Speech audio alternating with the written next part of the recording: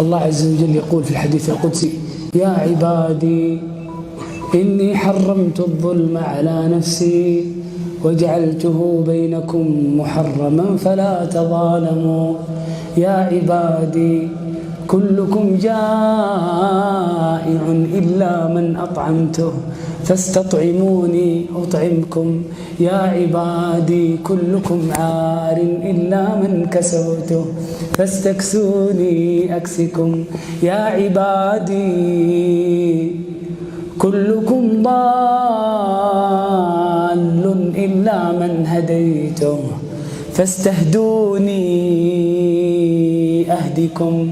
يا عبادي إنكم تخطئون بالليل والنهار، وهذا خبر من الله عن أحوالنا. يا عبادي إنكم تخطئون بالليل والنهار وأنا أغفر الذنوب جميعا، وأنا أغفر الذنوب جميعا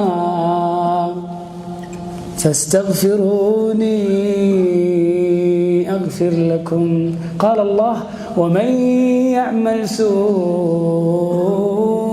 أو يظلم نفسه ثم يستغفر الله يجد الله غفورا رحيما.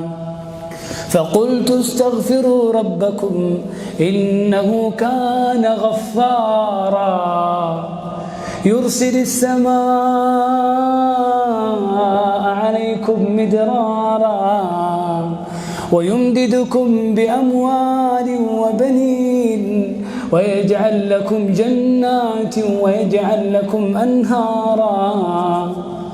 ما لكم لا ترجون لله وقارا وقد خلقكم أطوارا.